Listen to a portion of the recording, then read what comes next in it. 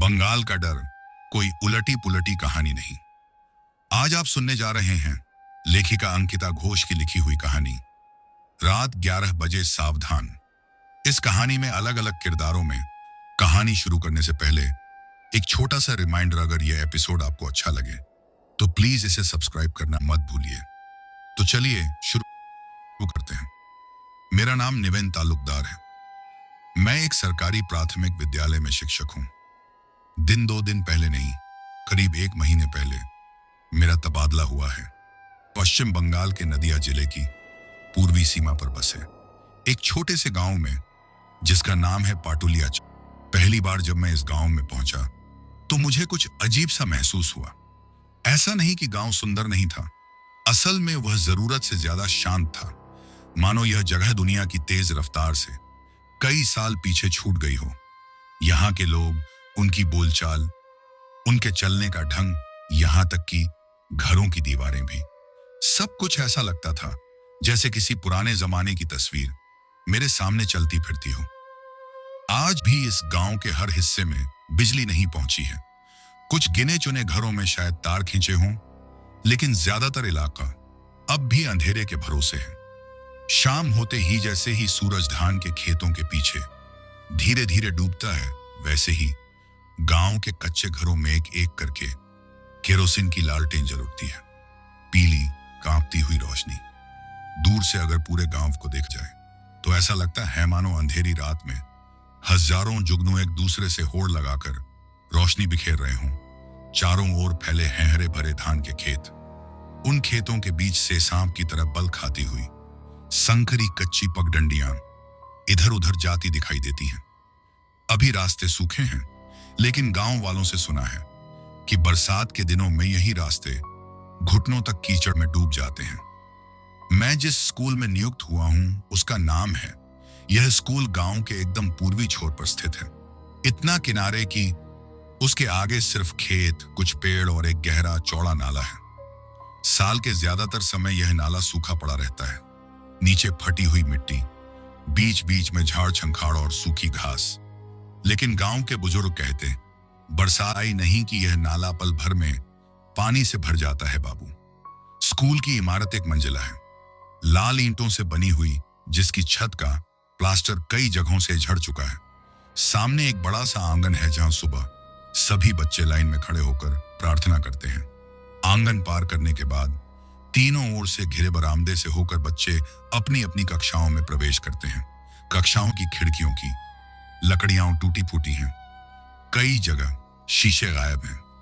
कुछ कुर्सियां और टेबल इतनी पुरानी हैं कि उन्हें देखकर लगता है मानो वे कब की रिटायर हो चुकी हों। स्कूल के पीछे एक छोटा सा बाग है। वहां आम का पेड़ है, एक पुराना बरगद है, बेल का पेड़ है, कदम्ब का पेड़ है और तरह तरह के जंगली फूलों की झाड़ियां हैं। गांव के ज्यादातर बच्चे नंगे पांव स्कूल आते हैं। किसी के पास स्कूल बैग नहीं, किसी के पास पूरी किताबें नहीं, किसी की कॉपी फटी हुई है, किसी के पास पेंसिल तक नहीं। कुछ बच्चों के पास तो स्कूल की यूनिफॉर्म भी नहीं है। लेकिन इन सब के बावजूद जब वे सुबह स्कूल की ओर भागते हुए आते हैं, उनके चेहरों पर जो खुशी होती है उसे देखकर दिल अपने आप नम हो जाता है। मैं स्कूल के पास बने एक सरकारी क्वार्टर में रहता हूं। 1 मंजिला उस क्वार्टर में कुल 4 कमरे हैं। हम 4 शिक्षक वहीं साथ रहते हैं। हमारी देखभाल करता है इसी गांव का एक अधेड़ उम्र का आदमी, निधिराम।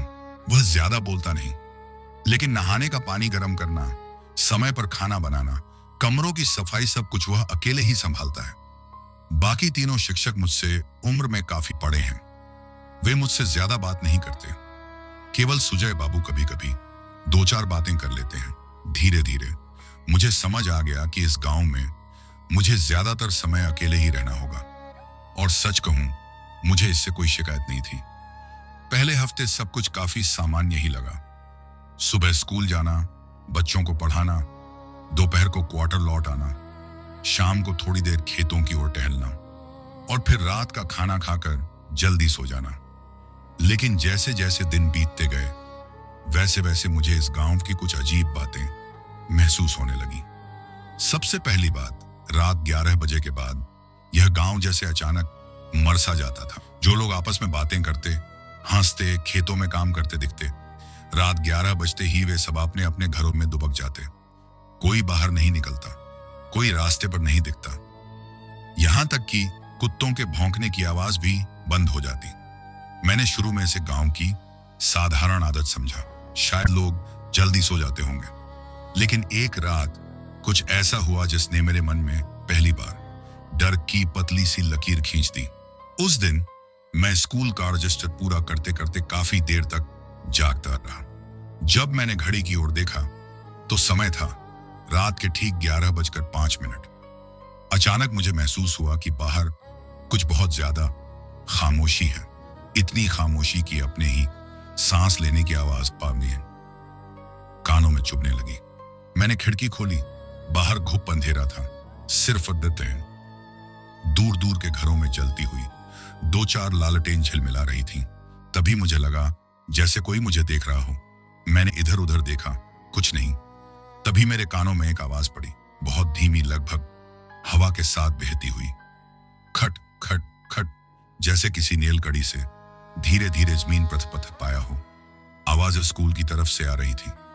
मैंने सोचा शायद कोई जानवर होगा, लेकिन फिर वही आवाज, इस बार थोड़ी साफ, खट खट खट, और इस बार उसके साथ कुछ और भी था, जैसे किसी के घसीटते हुए चलने की आवाज। मेरी रीढ़ में ठंड सी दौड़ गई।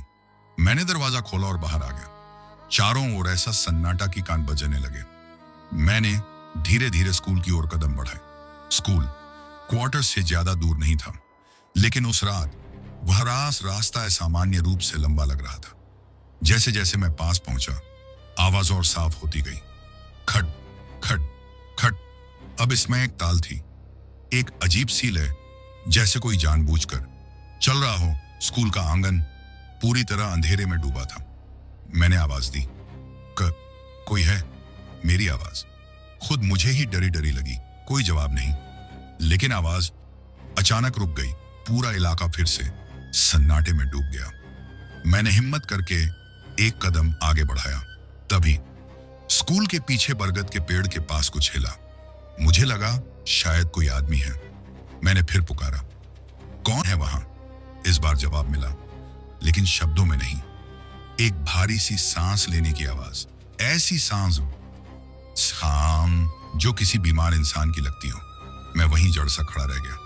तभी पीछे से किसी ने मेरा नाम लिया, निवेन बाबू। मैं बुरी तरह चौंक गया। पीछे मुड़कर देखा, निधिराम लालटेन लेकर खड़ा था। उसका चेहरा असामान्य रूप से गंभीर था। आप यहां इस वक्त क्या कर रहे हैं? उसने धीमी आवाज में पूछा। मैंने उसे सब कुछ बताया। वह एक पल चुप रहा, फिर बोला, बाबू 11 बजे के बाद यहां बाहर नहीं निकलते। क्यों? मैंने पूछा। उसने चारों ओर देखा, जैसे दीवारों के भी कान हों, फिर बोला, कल दिन में सुजय बाबू से पूछ लीजिए। इतना कहकर वह वापस क्वार्टर की ओर मुड़ गया। उस रात मैं सो नहीं पाया।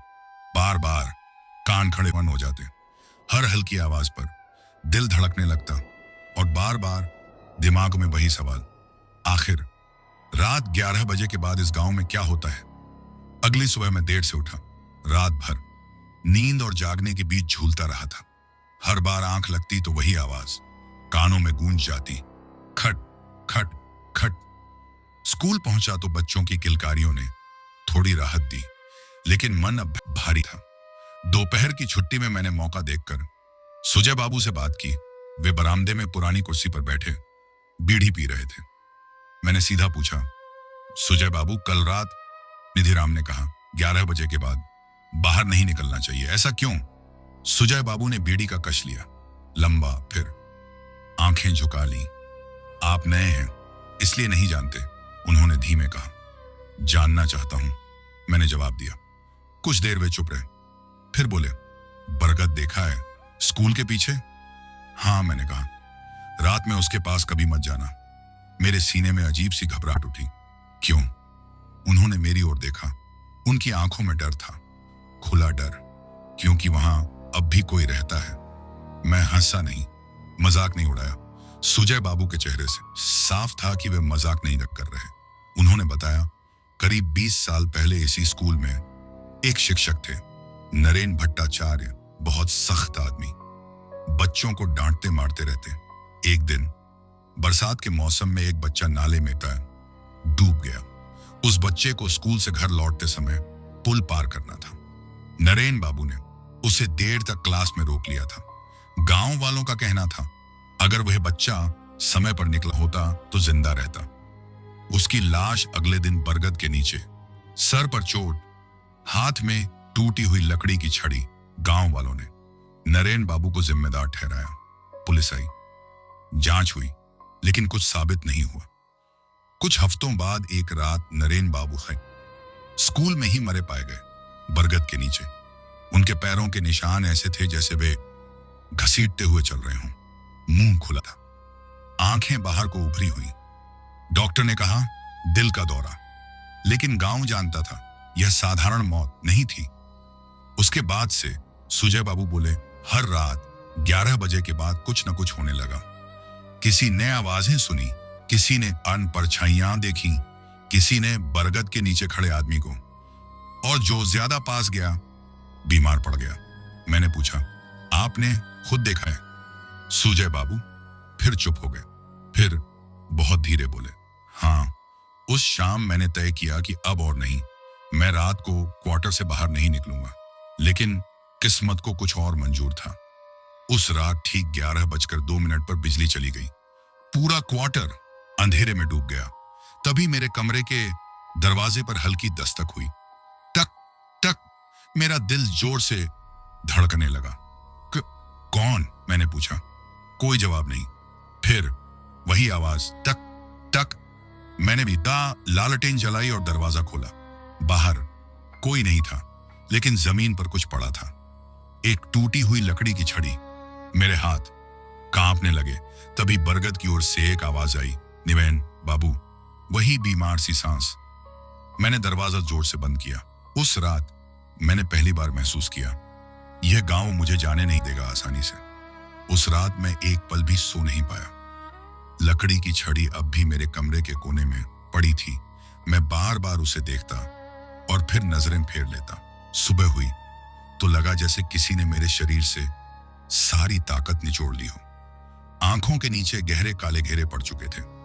स्कूल पहुंचा तो बच्चों की आवाजें भी आज अजीब सी लगी, मानो वे बहुत दूर से आ रही हों।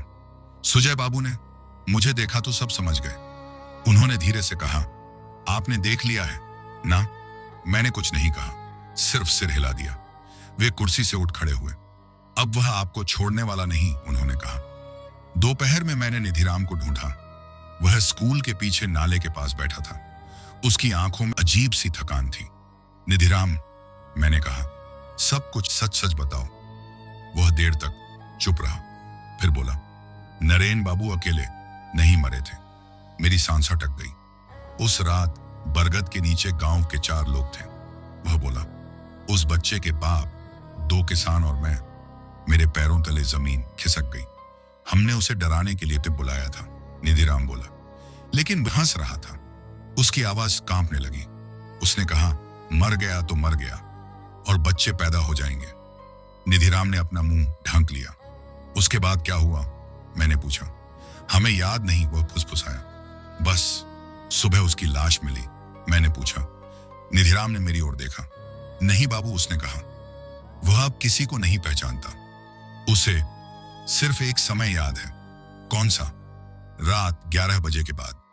उस शाम पूरा गांव असामान्य रूप से खामोश था। कुत्ते भी नहीं भौंक रहे थे। हवा तक जैसे रुक गई हो। बाबू मेरे कमरे में आए। अगर आज रात कुछ हो, उन्होंने कहा, भागिए मत। क्या? भागिए मत, उन्होंने दोहराया। घड़ी में 11 बजने ही वाले थे। अचानक बरगद की ओर से तेज आवाज आई, खट खट खट। इस बार बहुत पास से। फिर किसी के घसीटते हुए चलने की आवाज। दरवाजे के बाहर परछाई गिरी, लंबी, असामान्य रूप से लंबी। दरवाजा अपने आप धीरे धीरे खुलने लगा। मेरे हाथ पसीने से भीग गए। तभी मैंने देखा, बरगद के नीचे एक आकृति खड़ी थी। उसके पैर जमीन पर घिसट रहे थे। हाथ में वही टूटी हुई लकड़ी की छड़ी।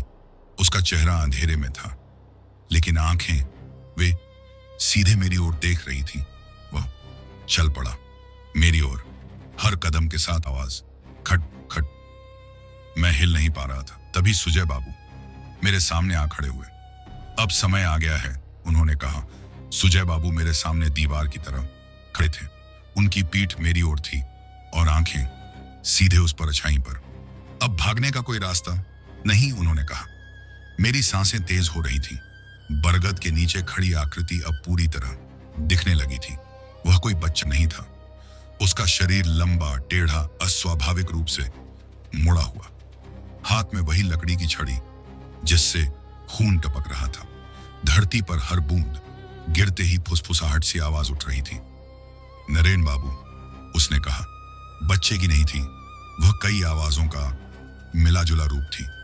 गांव के हर उस आदमी की जो उस रात वहां था। मैं कांप उठा।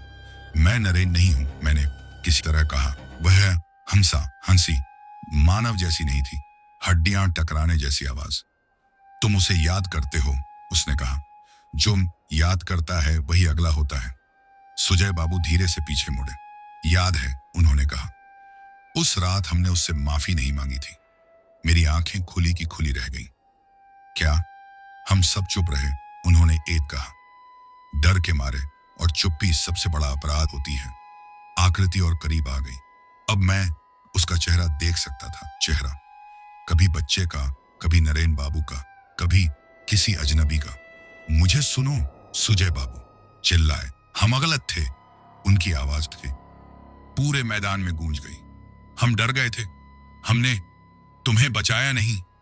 एक पल के लिए सब रुक गया। हवा, आवाज, समय, आकृति थमी।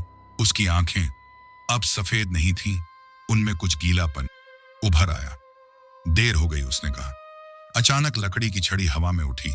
मैंने आंखें बंद कर लीं, लेकिन प्रहार मुझ पर नहीं पड़ा। एक भारी आवाज आई। जब आंखें खोली तो देखा सुजय बाबू जमीन पर गिरे पड़े थे। उनका सिर खून से लथपथ था। नहीं, मैं चिल्लाया। आकृति अब मेरी ओर मुड़ी। अब तुम, उसने कहा। मेरे पैर अपने आप पीछे हटने लगे। पीछे, खाल। मैं समझ गया, यही उसका अंतिम खेल था। तभी दूर से एक आवाज आई। रुको, निधिराम। उसके हाथ में एक दिया था। बरगद के नीचे रखते ही हवा चलने लगी। दिए की लौ तेज हुई। निधिराम घुटनों पर गिर पड़ा। माफ कर दे, वह रोते हुए बोला। हम सब गलत थे। आकृति कांपने लगी। उसका शरीर टूटने लगा। चेहरे एक एक करके गिरने लगे। आखिर में वह फिर एक बच्चा रह गया, छोटा, भीगा हुआ, वही विभास। उसने मेरी ओर देखा। सर, उसने कहा, अब दर्द नहीं है। और वह धीरे धीरे मिट गया। खाल फिर सूख गई। हवा सामान्य हो गई। सुबह सुजय बाबू नहीं उठे। डॉक्टर कहा दिल का दौरा। गांव ने कहा भगवान की मर्जी। मैं सच जानता था। कुछ महीनों बाद मेरा तबादला हो गया।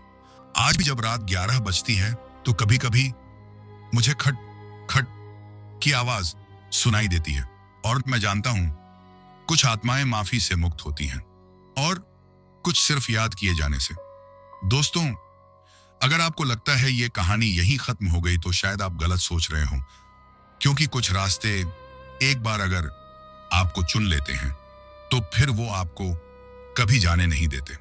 और अगर आपको ऐसी ही सच्ची लगने वाली डरावनी कहानियां सुनना अच्छा लगता है तो अभी इस वीडियो को लाइक कर दीजिए। और अगर आप पहली बार हमारे चैनल पर आए हो तो सब्सक्राइब करना मत भूलिए, क्योंकि अगली कहानी शायद इसी रास्ते से शुरू होने वाली है।